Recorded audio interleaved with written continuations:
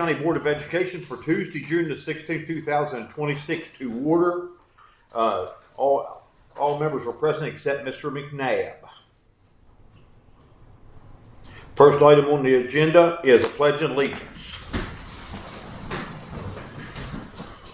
I pledge allegiance to the flag of the United States of America and to the republic for which it stands, one nation, under God, indivisible, with liberty and justice for all. Next item on the agenda is delegation. Alex Hummel. Mr. Hummel, you might ask to say maybe, yeah.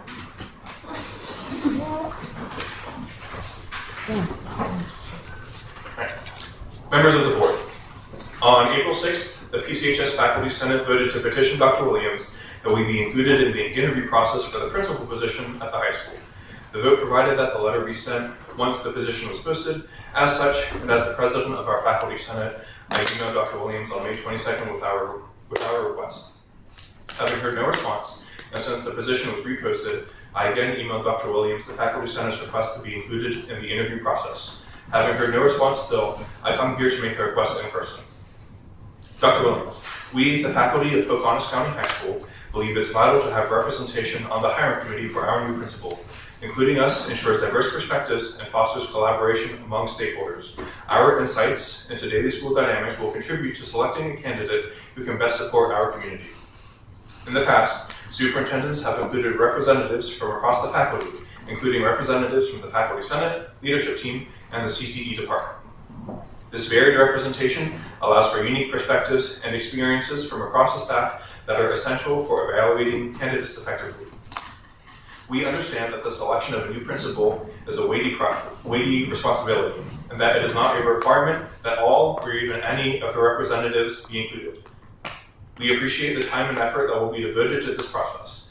By including staff members on the hiring committee, we believe that we can support the quality of the selection process, ultimately leading to the appointment of a principal who will inspire, motivate, and support our entire school community.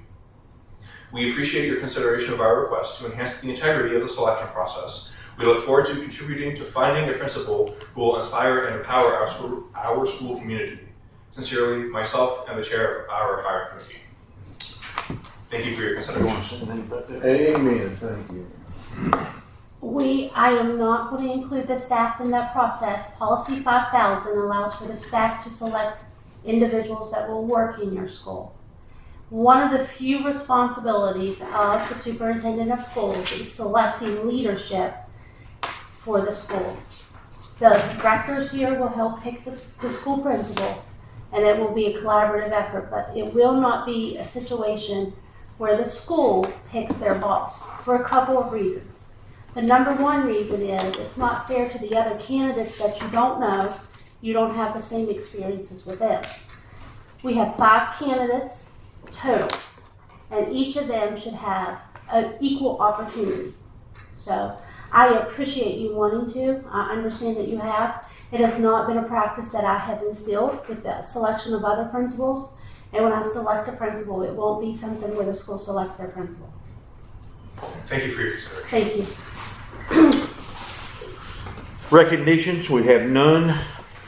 Number 5 is school improvement updates. A, final assessment, ready for 25-26. B is attendance updates, and C is special education compliance review and updates.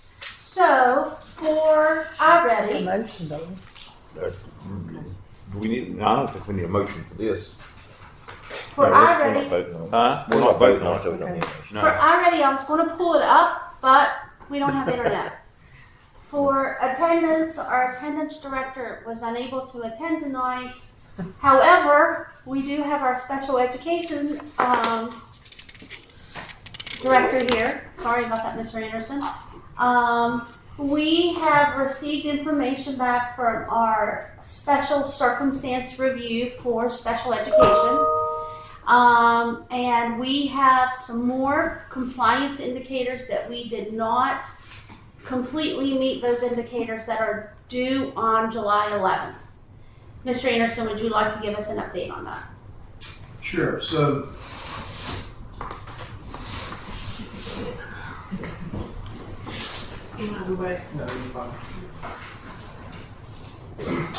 Yes, so looking at the indicators and the compliance with what we have to turn in, it will be due on July 11th.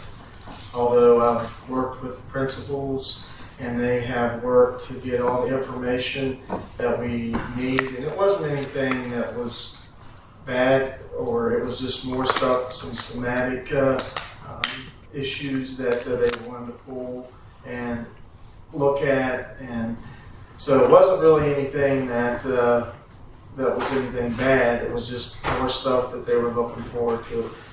You know, what we sent, they said, well, they sent it back and said we need more information, and it's just ongoing until they said July 11th they would like to have all that cleaned up, and we're working very hard to do that, and I feel sure that we will have that completed by July 11th. So, for example, one of our schools, a couple of findings there was on specially designed instruction, and that's a special education terminology for evidence-based instruction. They're looking at instructional strategies that are utilized that are directly linked to improving student achievement. A couple of our schools, we had to collect lesson plans from all of our schools and send those in so that they could monitor the lesson plans and see if our teachers were in fact using those strategies. My part of that was providing the teachers training on those strategies, on specially designed instructional strategies, such as co-teaching, small group, centers. Those are the types of things that they were looking for. So a couple of our schools had to submit a week's worth of lesson plans. That would be an example. They pull IEPs, a certain number of IEPs, and make sure that all the compliance indicators were met. So that would be prior written notice. That's an 8-day notice that has to be sent out to parents. That would be that the timeline was met within the time period. There's usually an 80-day time period on those. That would be that the strategies that, or the assessments that they said they were going to do were done in a timely fashion. That would be to make sure that there's wet signatures on the IEPs. Those are the types of things that they look for. Last year we got our report. The year before, when they did the special circumstance review of the county, we were 0% compliant on prior written notice. That means the 8-day notice had not gone out and we did not have signatures on that. Of the IEPs pulled, we were 89% non-compliant. So they pull IEPs, they check those, and they just keep pulling IEPs until they get to the compliance indicator. So they're on that process of starting to pull some of the IEPs now and look to make sure that we have met all of those timelines and all of those criteria to be compliant. That's kind of some of the things they're looking for. Absolutely, that's a big part of it. One of the other big indicators is that for a consent form, so that goes home to a parent, and whenever you meet with the parent, the team, the IEP team meets with the parent, they have indicators and they have check marks on that consent form, psychological, observations from parents, observations from teachers, functional behavior plans, all these check marks that they have, and they want to make sure that if those things are checked, that the data follows with those check marks, that we're just not, checking those things because of it looks like, so hearing, vision, all those things that are checked has to have the data to say, does this student qualify for an IEP? And in the past, sometimes those things were checked and the data, I'm not saying that they didn't do it, but the data didn't match up with the paperwork. So it all has to fit together to make sure that it's in there. And that's what it's a learning process for me. This is my first year and I'm really involved with it and I enjoy it.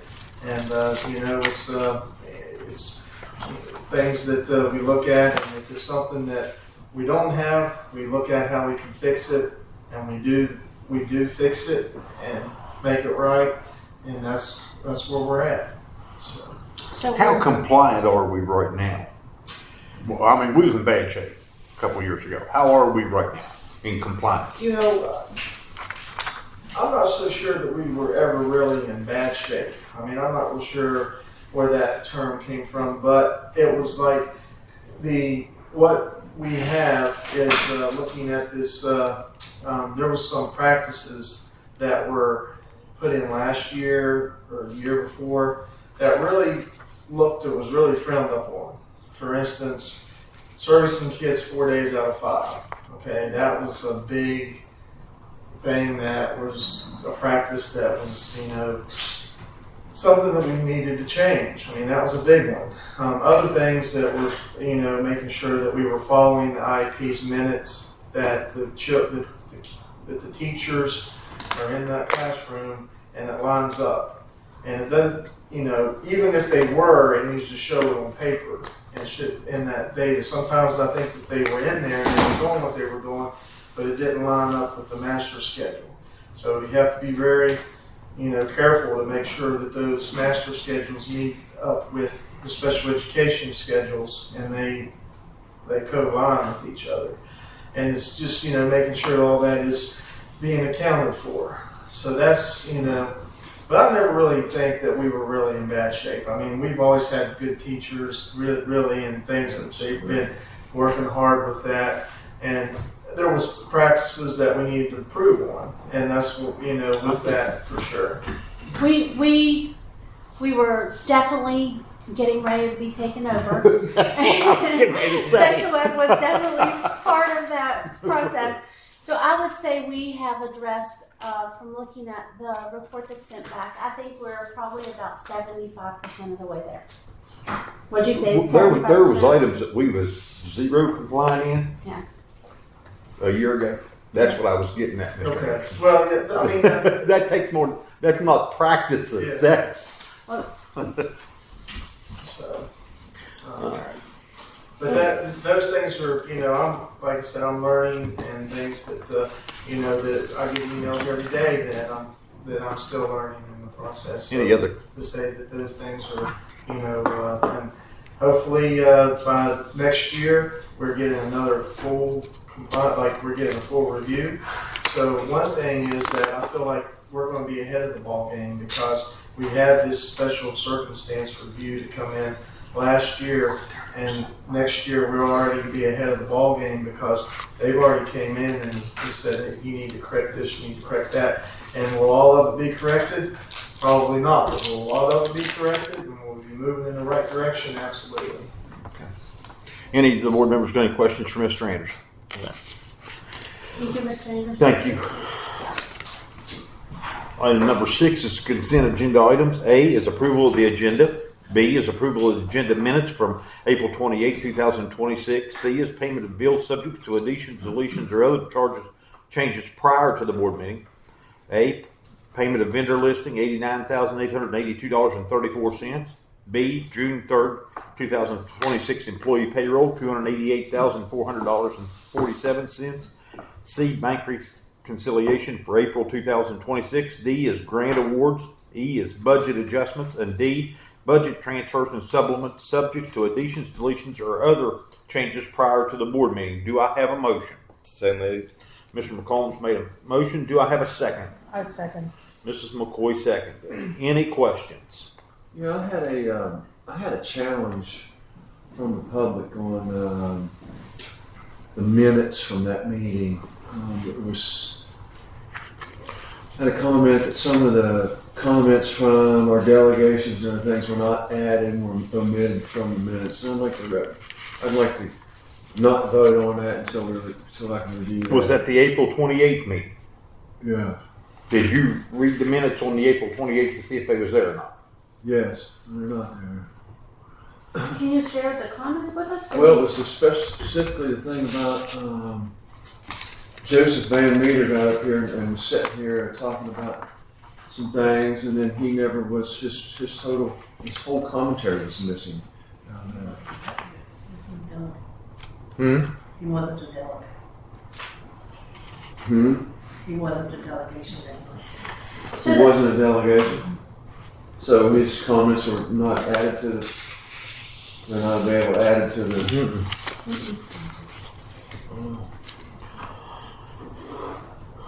I know that. All those in favor, signify by saying aye. I'm gonna vote against it. Okay. Let the record show that Mr. Gibson has voted against the minutes. Yeah. You want to vote against everything else, or you just want to pull the minutes out and vote on them separate? It don't matter. I'm fine with everything else except for the minutes. All right. Well, let's just pull the minutes out and let's vote on them first. Okay. Okay. So it's approval. B is approval of the agenda minutes for April 28, 2026. All those in favor signify by saying aye. Aye. And I'm going to oppose that, please. I've got you, Mr. Gibson. Let the record show that Mr. Gibson votes to oppose. Item B on consent number 6. Now we're voting on everything else. All those in favor signify by saying aye. Aye. Motion carries. Item number 7 is personnel matters. Do I have a motion? So moved. Mr. McCollum's made a motion. I have a second. I'll Second. Mr. Gibson seconds it. Ollie? Personnel agenda for June the 16th, 2026. Professional recommendations. Chloe Schaffner as Director of Personnel, Fiscal Central Office, effective July 1st, 2026.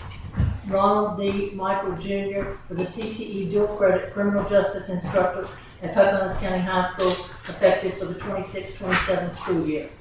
Pamela McLaughlin, CTE Dual Credit Health Science Instructor at Pocahontas County High School, effective for the 26-27 school year. Jennifer Stewart as Teacher of Special Education, multi-categorical at Hillsborough Elementary School for the 26-27 school year. Bracy Sheets as Teacher of First Grade at Greenbank Elementary Middle School, effective for the 26-27 school year. Brittany Place, resignation as Teacher of 5th Grade at Greenbank Elementary Middle School, effective at the end of the 25-26 school year. Veda Boback, resignation as Teacher of K through 5 for the summer program at Marlington Elementary School. Chloe Hardesty, requested transfer from Teacher of 2nd Grade to Teacher of Kindergarten at Hillsborough Elementary School, effective for the 26-27 school year. Stacy Dunn, Special Education Multi-Categorical Autism at Pocahontas County High School on a 1B permit pending completion of an alternative program. Michael McWilliams as Assistant Principal, Athletic Director for Countywide Secondary Schools, effective for the 26-27 school year pending a successful background check. The strike throughs have not been hired as of present. Service recommendations: Cynthia Tripp, resignation due to retirement as Secretary Accountant at Pocahontas County High School with an amended effective date of June 23rd, 2026. Cassandra Smith, resignation as Accounts Payable Central Office, effective June 30th, 2026. William Schaefer III, rescind the 7-day custodian 3 position at Marlington Elementary School for the summer position. Stephanie Ames, custodian 3, 7 days at Marlington Elementary School for summer work. Extracurricular recommendations: Shirley and Rose Close, Charlie Hughes, and Wendy Piccarelli as teacher for Learning Beyond the Bell, the 21st Century Community Program for the summer. Owen Vogelsong as the head soccer coach boys at Pocahontas County High School. And the other strike throughs have already not been hired. I have a question. Can I ask a question? Sure. On the special education at Pocahontas County High School pending completion of a permit, can you explain that? When we have a teacher that applies for a job, but they are not certified in that specific content area, there's an alternate pathway for them to get certified while working that job. She is, you want to address that, Ollie, because you work with the certification office? Ms. Dunn has enrolled in the American Board, which we've used in the past to certify several of our teachers. And she's already enrolled in that program, so that will allow her to be working on a 1B permit while she's in that. So does that take about the school year or 6 months or? It's self-paced, so the program depends on her. Okay, thank you. We've got some kind of commitment. She's working on a program though. She's actually. Yes, sir. Okay, good. That's She's good. already enrolled and started the courses. Oh, good. I like that. Any other questions? Yeah, I got a couple questions. I want to pull. I want to talk about. We got 2 or 3 things here I think are kind of tied together. We got Chloe Schaffner, the Director of Personnel and Preschool Central Office. We got Mr. McWilliams as the Assistant Principal. If we're going to talk about anybody strongly as personnel, we have to go into executive They're session. listed on the public docket right here. Yeah, but I mean, this is actually It a. depends on what you're going to talk about. I want my discussion to be open. Okay, go for it. Thank you. I'll watch my tone. Thank you. I can do that. So, you know, and I want to start with, first of all, this assistant principal and athletic director for the countywide secondary schools, effective for the 26-27 school season. First of all, this is a brand new thing. We don't even know how this is going to work, and we're getting ready to hire a assistant principal that's going to add, you know, $100,000 to our personnel budget, and I guess it's going to be directly related to our 261-day topic of discussion, which is later in the agenda, and I think it's directly related to the personnel preschool director. And let me explain my thought. You know, we created this. It appears that we created this athletic position out of a knee-jerk decision based on a very not private personnel issue that's we're, you know, enthralled in, and that's prompted that salary went from $6,000 to $100,000 basically to do this, and we really haven't got to the bottom of the initial complaint, and then, you know, the director of personnel, quite frankly, I think that if we're going to hire another $100,000 personnel, I think that something's got to give, and we need to not rehire the central office director of personnel and just have you do that and save us some money and do away with the director of personnel to start with. That's what I think. Being it's going to be tied to the 261-day issue later on down the road. And another thing is too, we haven't circled back and finished up Mr. Korber's issue, and we're going on and hiring a brand new person with a brand new job that we don't even know what it's going to do yet. And I'm against it. I mean, I really do, and I don't think it's right. And you know, and I want to get to the bottom. I want to see the validity of the personnel and preschool central office job. I know it's a lot of words there, but that's where I'm at. And I don't think we should do anything until we get Mr. Korber's issue resolved on the assistant principal, athletic director. I think we're under some serious violations with that, you know. So what I'd like to do, I want to make a motion to pull.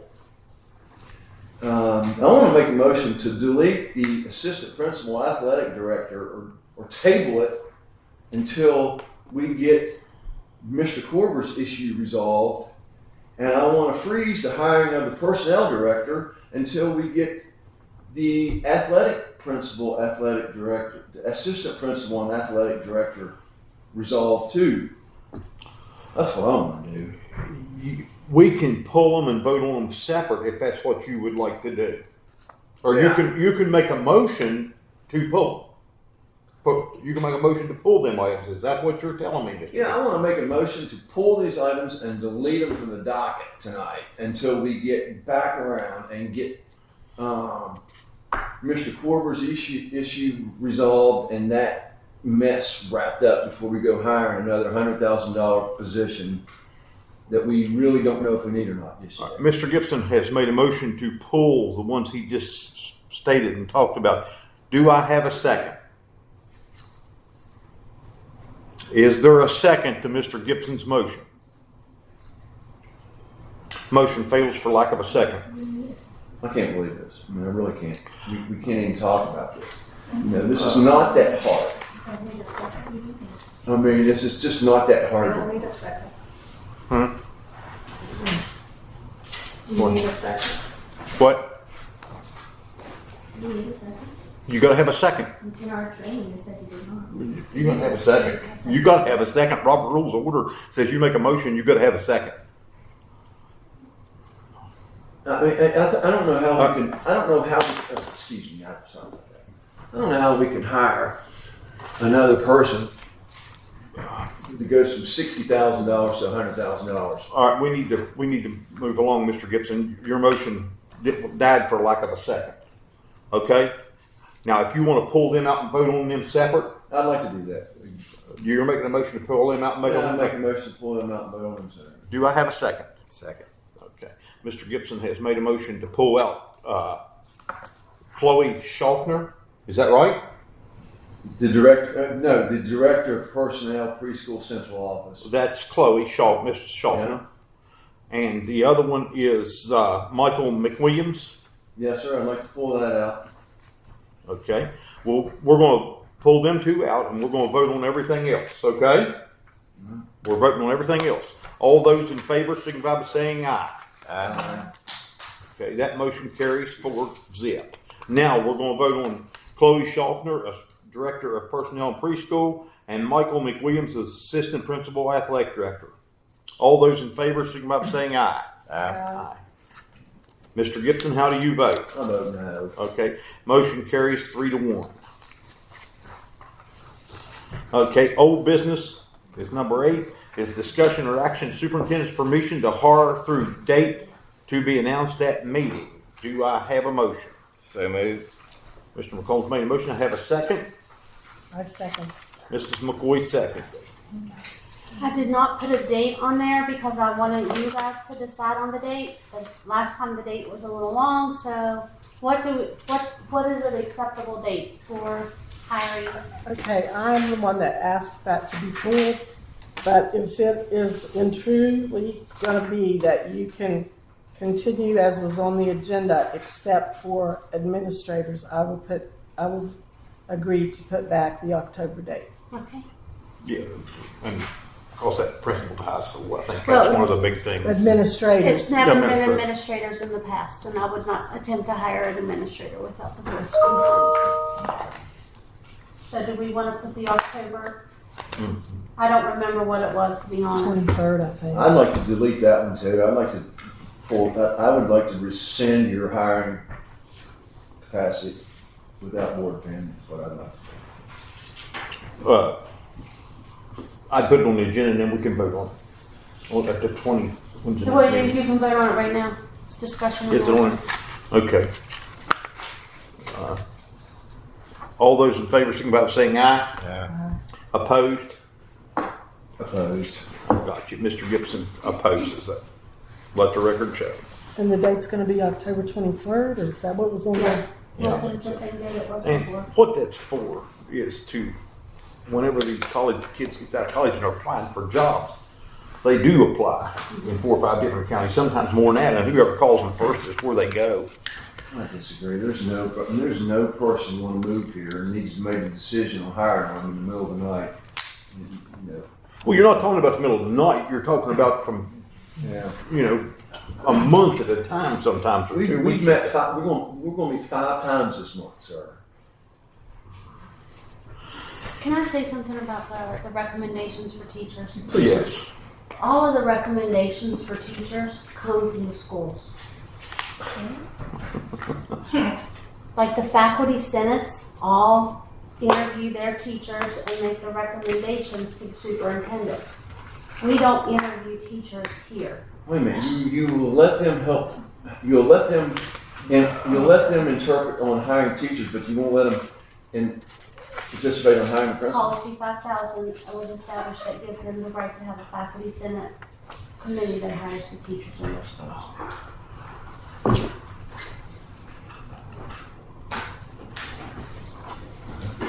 New business. A, presentation of community care of West Virginia, Rachel Taylor, PAC, Pocahontas County Schools, and I'm going to stop there and let Mrs. Taylor do her presentation. I also have Kate. I do need a motion though, guys. Do I have a motion? Mr. McCombs made a motion. I have a second. A second. This is Emily's second.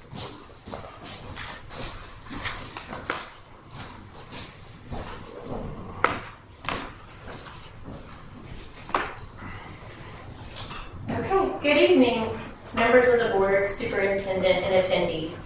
Thank you for allowing us the opportunity tonight to speak about the school-based health centers serving Pocahontas County Schools. My name is Rachel Taylor, and I'm a physician assistant. I've worked in the Pocahontas County school-based health centers for the past 13 years. During that time, I've had the privilege of serving students and staff at Green Bank Elementary Middle School, Pocahontas County High School, Marlinton Elementary School, and Marlinton Middle School. And I'm Kayla Lester. I'm also a physician assistant, newly a doctor of medical science. I kind of followed up with Rachel here at the Marlinton Elementary and Middle School, and have been there for 3 years now. During that time, let me back up here. I'm going to talk about our mission for the schools. So the school-based health centers are operated by Community Care of West Virginia, and our mission is to help our communities live the healthiest lives possible by meeting their immediate and long-term healthcare needs. This mission guides the care we provide every day within your schools. Our school-based health centers provide a wide range of healthcare services, including sick visits, accidents and injuries, well child and well adult examinations, sports, school, and DOT physicals, immunizations, allergy shots, the ability to draw labs, nursing visits, management of chronic conditions, preventative health screenings, health education and counseling, and coordination of care with families, primary care providers, and specialists. During the 25-26 school year, we provided services at Marlinton Elementary School on Wednesdays from 7:30 to 11:15 in the morning, splitting the day with Marlinton Middle School. We're there from 12 to 3:30. And I worked at Pocahontas County High School every Tuesday from 7:30 to 3:30, at Green Bank School from 7:30 to 3:30 on Thursdays, and then I would alternate my Wednesdays between Pocahontas County High School and Green Bank Elementary School to provide additional coverage at the same time of 7:30 to 3:30. Community Care currently operates school-based health centers in approximately 45 schools and 2 college campuses across West Virginia. We're proud to provide these services at no cost to Pocahontas County schools. However, operating school-based health centers is a significant investment to community care. Organization-wide, the school-based health sites operate at an annual financial loss of approximately $1 million per year. Despite this challenge, our leadership remains deeply committed to providing healthcare access for West Virginia's children and communities. We believe strongly in the value of school-based healthcare and its positive impact on student health, attendance, and academic success. These services are available to all students, faculty, and staff. Participation in our program is voluntary, and parents may choose to complete an enrollment form allowing their children to receive services. Currently, we're able to serve approximately 86% of the students enrolled at our SBHC sites. In addition, we provide healthcare services to school faculty and staff, serving between 50 and 70% of employees located in the schools that we serve. This year, at our SBHC sites, we saw a total of 2,048 visits. We performed 306 well child examinations, 357 adult visits. As Mr. McComb stated, it's very convenient for faculty and staff to utilize us during the school day as opposed to having to take time off and get a sub. We also gave 218 immunizations. I believe this year's countywide school motto was "We are stronger together," and that reflects the partnership between Pocahontas County Schools and the school-based health centers. By bringing healthcare directly into the school, we help reduce barriers to care, minimize time away from the classroom for students and teachers, support student and staff wellness, and work alongside school personnel to promote student health and success. I wanted to share a few success stories that stood out to me to demonstrate the positive impact that we've had on students, families, and staff, so I thought of a few of them. The first was during a routine preventative care visit for a staff member. We ordered a screening test that ultimately detected cancer.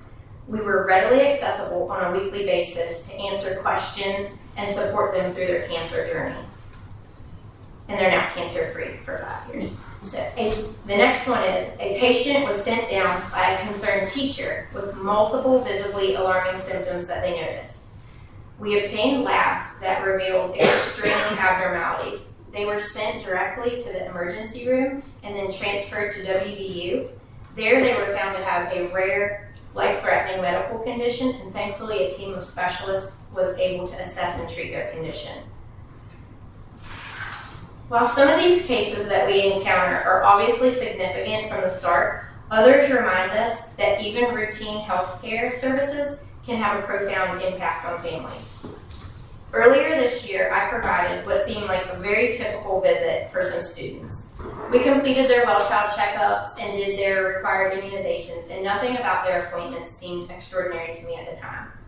A few days later, I ran into their guardian at a local store. She came up and gave me a hug and thanked me for helping her grandchildren.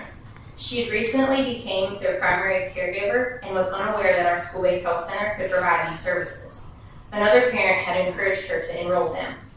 She shared that the timing couldn't have been better. Her husband had been dealing with health issues, requiring her to use much of her paid leave from work.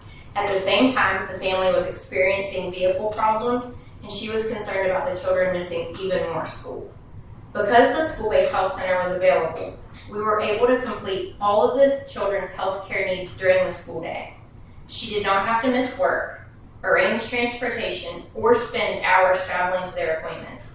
The students only missed a short amount of instructional time and then were able to return quickly to class. Interactions like this remind me that the value of school-based healthcare extends far beyond the medical care that we can provide.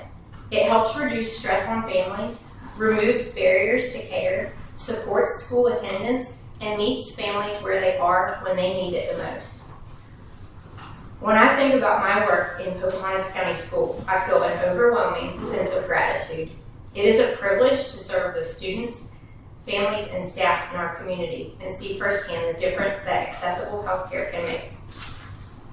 The best way I can summarize this is I love what I do, who I do it with, and who I do it for. That simple statement captures why school-based healthcare matters so much to me.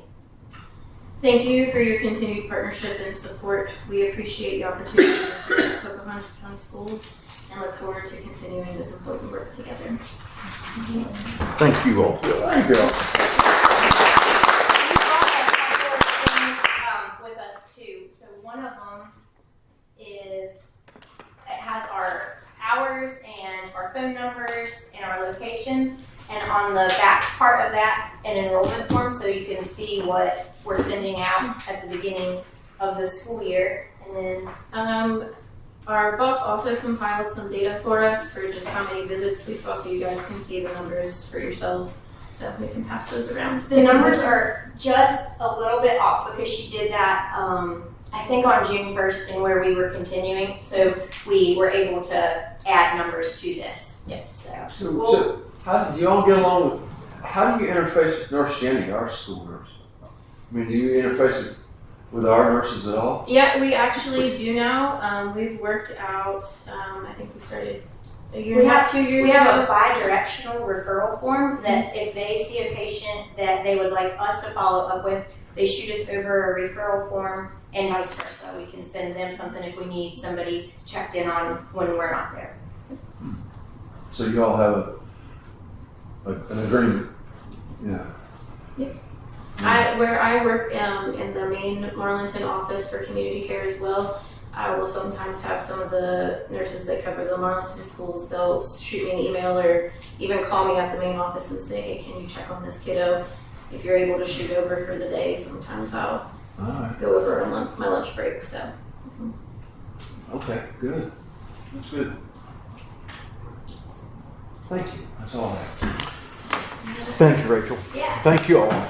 Both of you is local too. That makes a difference. That's what I was just sitting here thinking. Yeah, they're both local. Oh, yeah, if you'll just hand them up here, we'll pass them out. Thank you for coming, ladies. Of course, thanks for having us. Thank you so much. Okay. B on that is same agenda item under new business is memorandum of understanding between Southern Educational Services Cooperative and the Pocahontas County Board of Education. See attachment. C, discussion and approval of MOU West Virginia Extension for agent's salary match $7,500. D, discussion and action contract Appalachian Signals and Products ASAP fire alarm and smoke detectors inspection. E is approval contract between Diana Smith and Pocahontas County Schools and Slaco Educational Assessment Services for the 26-27 school year. F is approval contract between Impact Learning Services Carrie Bowers and Pocahontas County Schools for Deaf and Hard of Hearing DDH services for the 26-27 school year. G is permission to pay professional employees $25 per hour for their daily rate of pay for in-county summer training from June 17th through June 11th, 2026, through August 11th, 2026. H is discussion and approval of Solution Tree PD block schedule training, professional learning communities, PLC, and keynote speaker on building culture, funding sources, federal staff development, and CTE professional development. I, discussion and action proposal policy revision for 2371 Hope Scholarship. J is approval of 261-day employee request to carry over vacation days and paid days. K is discussion or action principal coach request for two $1 assistant coach girls basketball coaches for PCHS. L is discussion and action principal coach request for two assistant $1 football coaches at PCHS. M is approval of Board of Education meeting for the 26-27 school year. See attachment. We have a motion. Mr. President. Would you like to? We need to pull I off discussion and action proposed policy revision to 2371 Hope Scholarship. Mm-hmm. Mrs. Dunlap is not here today, and she met with the committee and was going to present that discussion. So. Okay, so we will table that to the next meeting. And I want to pull out the 261, and so you just pulled the Hope Scholarship out. That was my other one. Which one is Mr. Gibson? 261. What is it? J. J. I was looking above it.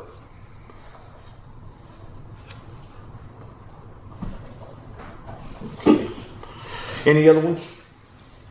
We'll vote on everything else and pull them two out and vote separate. Voting on everything else. All those in favor signify by saying aye. Aye.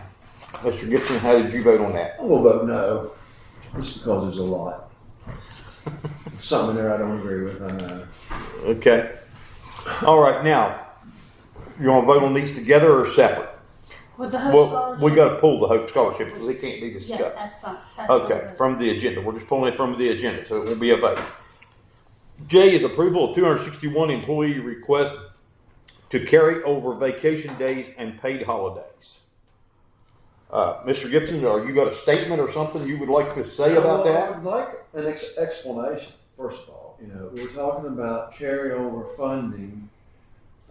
What does it exactly mean? What's your proposal? What do you say here? We passed a vacation policy for our 260-day one employees. And in the past, if they have not worked, they have lost their days earned. So we passed a policy that said you can. When did we pass the law? Earlier this year. Earlier this year. Yes.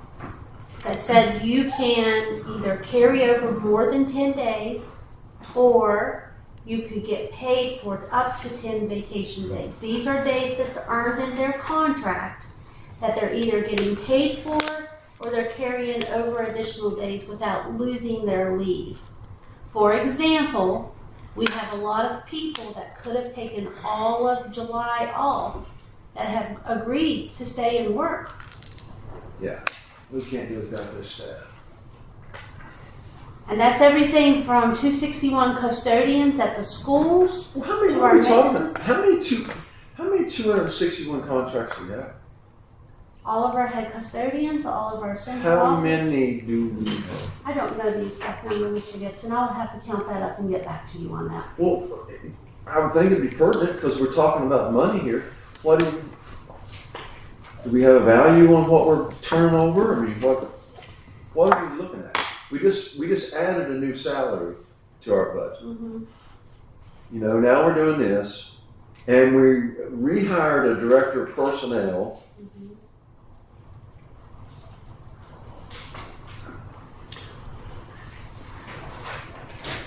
Is there not any accounting for this? Where's some numbers is what I want. What's the numbers?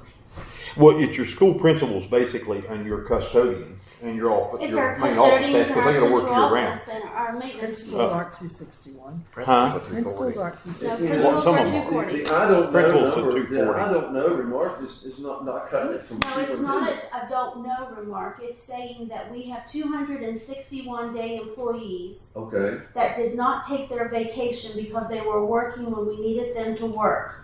So okay. rather than lose their vacation days, we are allowing them by policy that was passed 5-0 by this board to carry over those days. To know each individual personal salary is not an expectation. That I don't know everybody's individual salary to tell you how much 10 vacation days is for each of those Let me employees. rephrase that.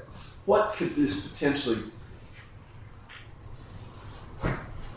Well, here's what will happen. If Yeah, they tell me can't, what would happen. if they can't take these vacation days, they're going to take them one way or the other. So are they going to take them during the school year, or are we going to allow them to carry over like the policy states? If you don't, you're going to have custodians missing 2 days a month or 3 days a month because if they can't carry these days over, they're going to take them. They're not going to lose them. So that's what the deal That's what I is. want them to do. You know, take their days. Well, yeah, but can we do without a custodian for 3 days in a row? No. We're doing without, you know, a lot of things without 3 days in a row. God. Okay. Moving along. Okay. Let's just bring it to, you know, we pulled it out. We're going to vote on it. Approval of 261 day employees request to carry over vacation days and paid days. All those in favor, signify by saying aye. Aye. And you voted no, I'm right? going to vote no. Okay, I got you. Mr. Gibson votes no. Let the record show. Now we're moving down to superintendent updates and general updates. Service comparison for county nurse rotations. And B is reentry process for students. And C is general remarks and updates. Dr. Combs is going to talk to us about the nurses.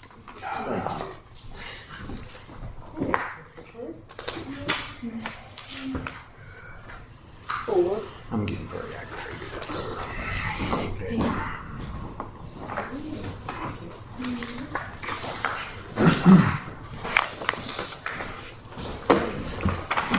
There's an extra one for fall sleep. Huh? There's an extra one for fall sleep. Send it past the word to them and see if they want.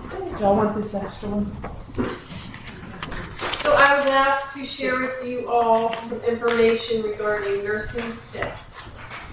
I just want to say first about school nurses.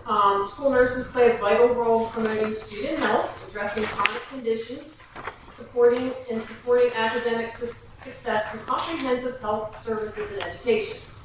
Some responsibilities of our school nurses include health assessments and screenings, routine health screenings, vision and hearing tests, do school entry screening for pre-K and K, potentially new students.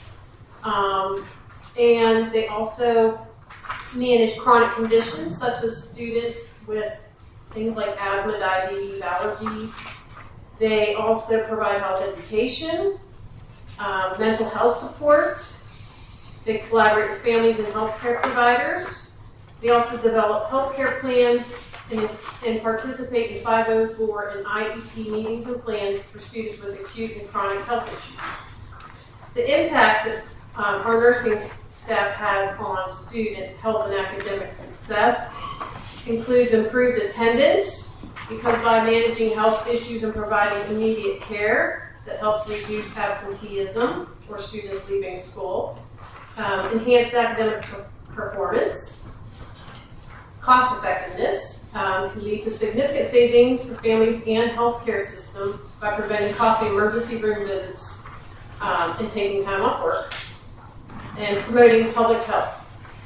And I think you all probably have been around during the COVID era, which I know I was working in public schools at that time, and our nurses did a phenomenal job during a pandemic that I hope we don't experience again.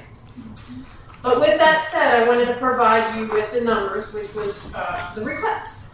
So I provided you there with a spreadsheet, and we're comparing our county against 12 others with similar, and you see they're in ascending order of enrollment numbers. So right under Pocahontas, of our 848 students, the next one starts the order. So you see their enrollment. So I would say the first 1, 2, 3, 4, 5, maybe the first 6 are the most similar.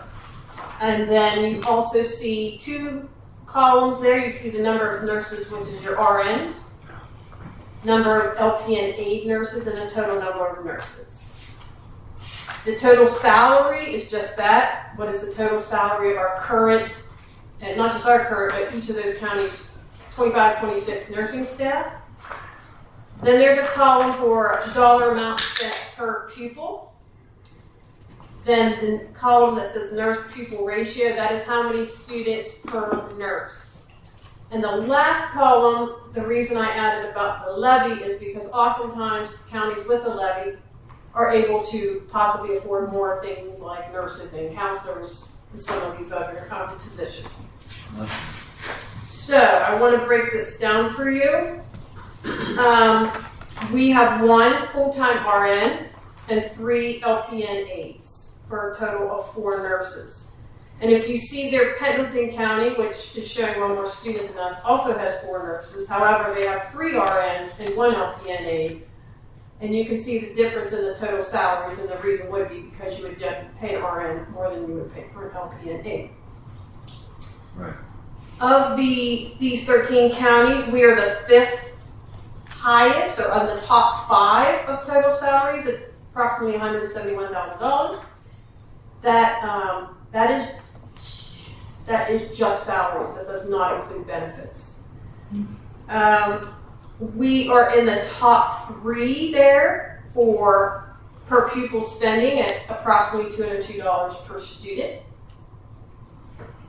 And we are at the lowest, us and Pendleton, at the ratio. So we have 1 nurse for every 212 students, which is a good thing. We want to be lowest there.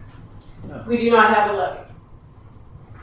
So these numbers do reflect that we are more than adequately serving our students as current West Virginia Code 18522, which I also included there, states that each county board shall employ full-time at least 1 school nurse for every 1,500 kindergarten through 7th grade pupils, or shall employ 1 full-time nurse in general, regardless of the enrollment number.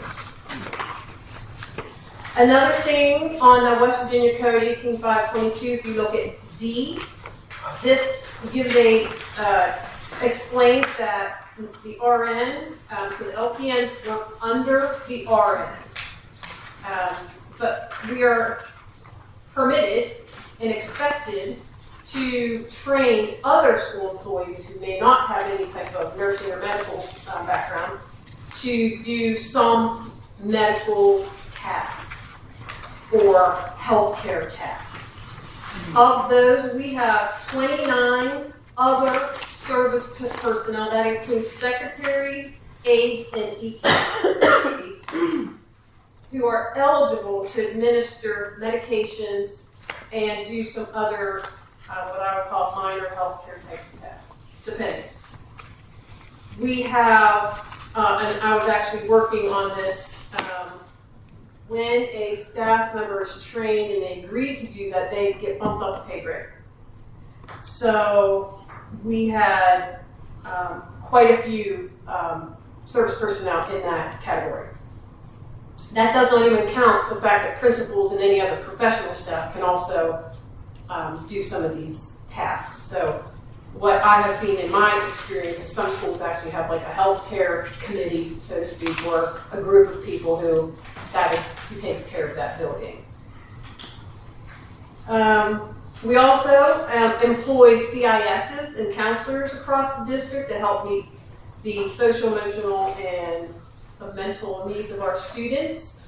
And they also are able to provide services and interventions to help prevent chronic health issues related to neglect, abuse, or emotional and mental instability. So by no means, we can never have enough nurses, but we can also never have enough counselors, teachers, aides, secretaries, cooks, custodians. Everybody is so important.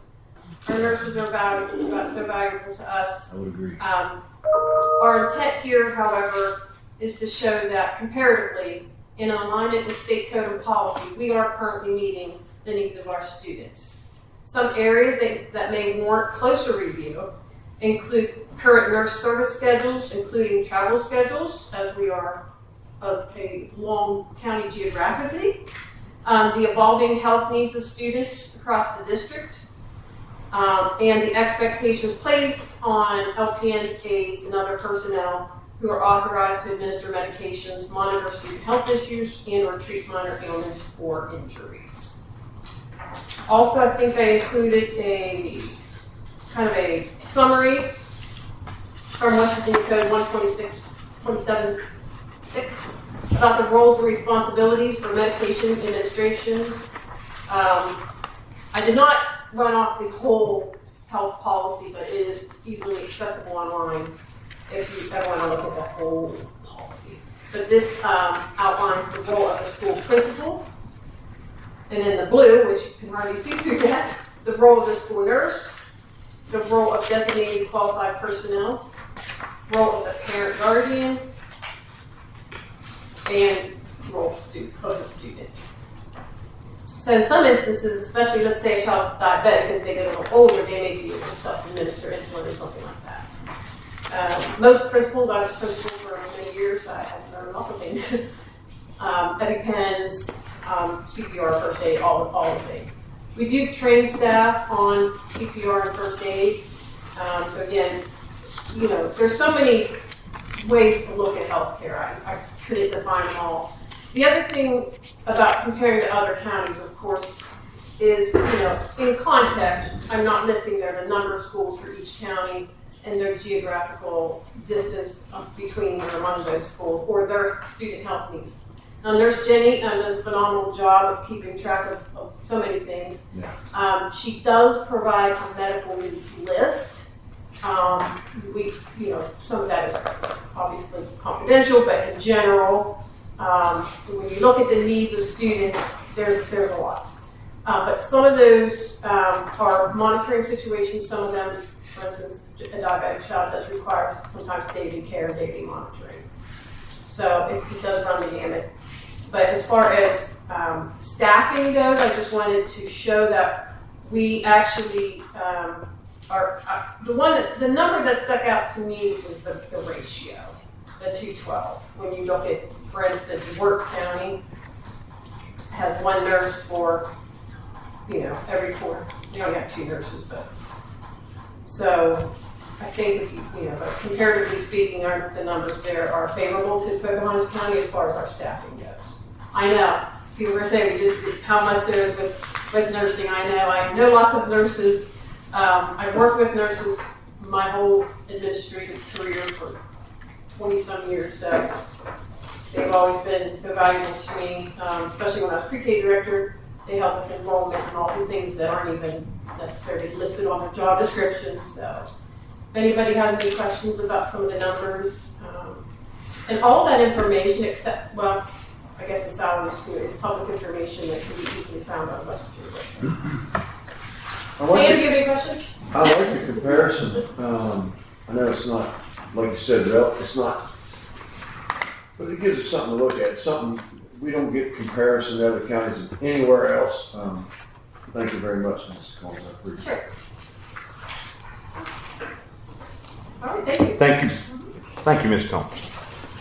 B, reentry process for students. So we prepared some forms for our students that have been the expulsion students, because we had several that we discussed as a board for re-entry, and we have developed that process and given it out to YRC and the principals, and I just wanted to share the form with you. Just also to note that anything that is shall be expelled for 365 days cannot be granted re-entry early. So if it's a shall expulsion, The board has, but I thought you could. I can for the Mays that we did, and they can come back in. I just wanted to show you this. Okay. But if it's shall by law, it is shall. Yeah. Nobody can bring them back. Okay. It's the law. So here's the agreement. Early re-entry. Section 1 is just the student information. Section 2 is just all the things that we had talked about. The student has met the minimum suspension period. Re-entry meeting has been held at the school. The participants were there. They have a behavior intervention plan in place, and that's actually part of Senate Bill 199 and other laws that if you have a behavior, you've been expelled, you have to have a behavior intervention plan. The student agrees to comply with all school rules, policies, and the student code of conduct. The parent and guardian agrees to participate in scheduled check-ins, and the school will decide. And then additional conditions. Then we go down to the next section. Student success agreement. I will attend school regularly and on time. I will treat all students, staff, and school property with respect. I will complete all assignments and participate actively. I will seek help from a counselor, teacher, or administrator when needed. I will refrain from any behavior that led to my prior withdrawal. And I understand that any violation of this agreement may result in immediate re-expulsion, so they will be sent back. And then there's a parent guardian section, there's a student comment a school comment section, and then the agreement for coming back to school. So once I get those for the ones that the board had wished to give that opportunity to, I will evaluate it with the school staff and do as requested. Is this a state paper? or No, is I created this. Okay. This is our policy? This is for the re-entry when we expel This students. is our main policy, that is it? This is our main form. This is not a policy. It's No, a form. this is a form, it's a What, process. how does it compare? What do other schools, what do other schools do with this? They do the same thing? Are you With talking about the re-entry? nurses? No, re-entry, or the comparison. Let's talk about comparison. What do other schools do here with this? Well, I guess if a county wants to have a early re-entry, they develop their form and they do it. This is something that the board requested of me. When we expelled those students, you said, Superintendent, we would like for these students to have an opportunity to re-enter. That's exactly, I'd like to, so if the new policy says we won't be permitted for an early re-entry, is that what you're saying? No. The Okay. policy does not say that. It says we shall. If your state policy, whenever it says shall, we got to do it. I agree. Okay. Yeah. So we have to expel these kids for 365 days. Yeah, But if she wants to re-enter them early, then they have to fill out this form. okay. All right, I'm following you now. I got the shout, Danny. I thought that we were going to take re-entry off the table, but that's not what we're saying. Okay. No. See, this is good to talk about this. I like this, and discuss these things out. This is good.